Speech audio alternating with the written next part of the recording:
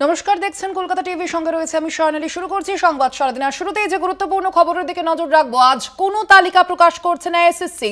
যোগ্য অযোগ্যদের তালিকা প্রকাশ হচ্ছে না আজ। যোগ্য 13 প্রতিনিধির সঙ্গে আলোচনার পর ইতিমধ্যেই এমনটা জানিয়ে দিয়েছেন চেয়ারম্যান। আরো বিস্তারিত জানবো আমরা। আমাদের সঙ্গে এই মুহূর্তে এসএসসি ভবনের সামনে থেকে রয়েছেন প্রতিনিধি শুভঙ্কর মণ্ডল। শুভঙ্কর, আজকের এই আলোচনায় ঠিক কি জানিয়েছেন চেয়ারম্যান এবং এর পরবর্তীতে চাকরিহারারা তারা কি বলছেন? দেখো, আজকে চেয়ারম্যানের সঙ্গে যে 13 জন প্রতিনিধি, বিশেষ করে যোগ্য শিক্ষকদের যে প্রতিনিধি, তাদের যে আলোচনা হয়েছে সেটি কিন্তু তারা ব্যাপকভাবে তাতে মর্মাহত হয়েছেন। কেননা এই যে চাকরিহারা যে যোগ্য শিক্ষকরা, তারা জানিয়েছিলেন যে তারা পূর্ণাঙ্গ যোগ্য তালিকা চাইছেন এবং অযোগ্য তালিকা চাইছেন। কিন্তু এসএসসি তরফ থেকে জানানো হয়েছে প্রথম 3টে কাউন্সিলিংয়ের তালিকা প্রকাশ করা হবে, নবম, দশম এবং একাদশ, দ্বাদশের।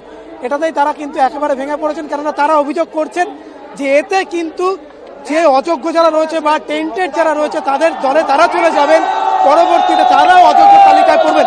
দেখো, এখানে যারা চাকরি হারানো শিক্ষক শিক্ষিকা, তারা হাতের মধ্যে লিফলেট নিয়ে কিভাবে দাঁড়িয়ে রয়েছে। সরকারি শিক্ষাকে কালিমা লিপ্ত করা হচ্ছে, নিয়ম কানুন, এখানে কানুন না, এটা অন্ধা কানুন, যাবতীয়গুলো তারা কিন্তু তুলে ধরেছেন। এবং তাদের কাছে জানতে চাইবো, এই যে ভেতরে যারা গেলেন 13 জন প্রতিনিধি, তারা তো আলোচনা করলেন কিন্তু কোনো তালিকা এখনো পর্যন্ত এসএসসি দিতে পারলো না।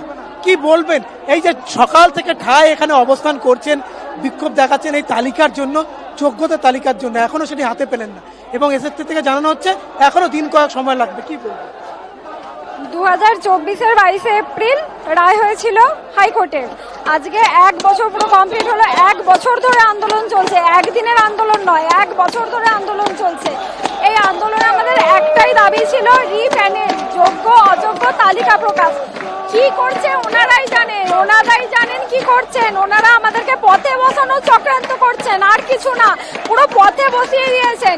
আজকে আমার সেকেন্ড কাউন্সিলিং এ নাম আছে, এই স্যারের থার্ড কাউন্সিলিং এ নাম আছে। আমরা এখানে কেন দাঁড়িয়ে? আমরা তো বাড়ি চলে যেতে পারতাম। আমরা বাড়ি যাইনি, আমরা লড়বো এবং এর শেষ দেখে ছাড়বো। আমাদের যোগ্যদের লিস্ট বের করতে হবে এবং সেটাকে সার্টিফাইড করে রিপ্যানেলের মাধ্যমে আমাদেরকে নিজেদের স্কুলে পুনর্বহাল করতে হবে। এটাই আমাদের দাবি। দাবি না মিললে আমরা এখান থেকে যাবো না। ডেডলাইন দেওয়া হয়েছিল 21 তারিখ, তার মধ্যে তো আর লিস্ট তালিকা প্রকাশিত হলো না, এখনো সময় চাইছে। এটা কিভাবে দেখছেন? আমরা মোটেও এটাকে সদর্থক ভঙ্গিতে দেখছি না। এটা কোনো সদর্থক ভঙ্গি এখানে নেই। এখানে পুরোটাই নস্তর্থক, যেটা বলে, মানে নাবাচক হিসেবেই আমরা দেখছি। এখানে কোনো অস্তর্থক বা সদর্থক ইচ্ছা কমিশনের, সরকারের কারণ নেই। এখানে কি অবস্থান আপনারা চালিয়ে যাবেন যতক্ষণ না অবস্থান চলবে? এখানে আরেকজন রয়েছেন, যেভাবে আপনারা দেখা গেল 13 জন প্রতিনিধি ভেতরে গেলেন, তারা কিন্তু আলোচনা ফলপ্রসূ হলো না। যে দাবিগুলো করা হয়েছিল সেই দাবিগুলো থেকে তারা বিমুখ হয়ে গেলেন এবং সেইখানে দাঁড়িয়ে স্বাভাবিকভাবেই কিন্তু দেখা গেল যে বলা হচ্ছে যে 3 নম্বর কাউন্সিলিং পর্যন্ত লিস্ট প্রকাশ করা হবে। এর পেছনে কি কোনো যৌক্তিকতা দেখছেন নাকি পুরোটাই আপনাদের বিরুদ্ধে কোনো চক্রান্তের গন্ধ? একদম আমাদের বিরুদ্ধে চক্রান্ত। শুনুন, আমাদেরকে সিবিআই, সুপ্রিম কোর্টে সিবিআই বলছিলেন যে 6000-এর মতো ক্যান্ডিডেট টেম্পটেড, সেখানে কিন্তু কোনো কাউন্সিলিং এর কথা বলা হয়নি। আজকের ওনারা বলছেন যে থার্ড কাউন্সিলিং পর্যন্ত বৈধ এবং বাকি কাউন্সিলিংগুলো অবৈধ। কিন্তু বাকি কাউন্সিলিংয়ে যারা আছে তারা তো আর এসএসসির কাছে নিজেরা চাকরি চাইতে আসেননি। কাউন্সিলিংয়ের জন্য নোটিফিকেশন হয়েছে, ওনারা এসছেন, ওনাদেরকে চাকরি সরকার দিয়েছেন এবং ওনারা প্রত্যেকেই বৈধ।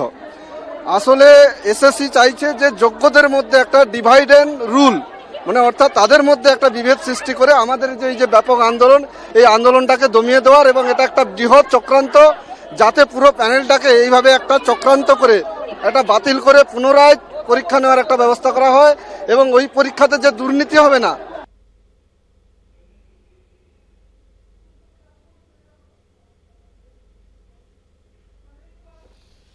আপনাদের জানিয়ে রাখি, আজই 13 প্রতিনিধির সঙ্গে আলোচনা করেন চেয়ারম্যান। যদিও তার পরবর্তীতেই কিন্তু জানানো হয় যে তালিকা প্রকাশ করা হবে না, আজই তালিকা প্রকাশ করছে না এসএসসি। এমনটাই কিন্তু ইতিমধ্যে এসএসসির চেয়ারম্যান জানিয়ে দিয়েছেন এবং যে দাবি তুলেছিলেন যে চাকরিহারা শিক্ষকেরা, যে আজকের মধ্যেই যোগ্য এবং যে অযোগ্য যে তালিকা রয়েছে সেই তালিকা প্রকাশ করার কথা যে দাবি জানিয়েছিলেন আমরা দেখেছিলাম এসএসসির কাছে, সেই বিষয়ে কিন্তু আজ একেবারেই স্পষ্ট করা হলো না। আজ কোনো তালিকা প্রকাশ করছে না স্কুল সার্ভিস কমিশন এবং যোগ্য অযোগ্যদের তালিকা প্রকাশ হচ্ছে না। আজ যোগ্য 13 প্রতিনিধির সঙ্গে আলোচনার পর ইতিমধ্যেই এমনটাই জানিয়ে দিয়েছেন চেয়ারম্যান। দাবি যোগ্য এসএসসি প্রতিনিধিদের আপনাদের জানিয়ে রাখি, আজকে এই আলোচনার দিকে নজর ছিল অবশ্যই চাকরিহারা শিক্ষক শিক্ষিকা এবং শিক্ষাকর্মীদের, এবং সেখান থেকেই আজ স্পষ্ট করে দেওয়া হয়েছে যে আজ কোনো যোগ্য অযোগ্য তালিকা প্রকাশ করা হচ্ছে না স্কুল সার্ভিস কমিশনের পক্ষ থেকে। আপনারা জানেন আজ সকালেই যোগ্য অযোগ্যদের যে নামের তালিকা প্রকাশের দাবিতে এসএসসি ভবন অভিযানের ডাক দিয়েছিলেন আন্দোলনরত শিক্ষক শিক্ষাকর্মীরা। তালিকা প্রকাশের ক্ষেত্রে উনি এটা ভাগ করে দিচ্ছেন, প্রথম থেকে তৃতীয় কাউন্সেলিং পর্যন্ত 9-10 এর ক্ষেত্রে এবং প্রথম দুটো কাউন্সেলিং 11-12 এর ক্ষেত্রে ভাগ করে প্রকাশ করতে চাইছেন, এবং দ্বিতীয় পর্যায়ে যারা পড়ে যাচ্ছেন হিসাবে তারাও টেন্টেড লিস্টে পড়ে যাচ্ছেন। তারা যোগ্য শিক্ষক হওয়া সত্ত্বেও টেন্টেড লিস্টে পড়ে গেলে সুপ্রিম কোর্টের নির্দেশ অনুযায়ী তাদেরও বেতন ফেরত দিতে হবে। আসলে টেন্টেড ক্যান্ডিডেটদেরকে বাঁচানোর জন্য করা হচ্ছে, স্পষ্ট কথা। কারণ শুধুমাত্র টেন্টেড ক্যান্ডিডেটদের যদি বাতিল করে তারা তো নেতার বাড়ি ঘেরাও করে পেটাবে।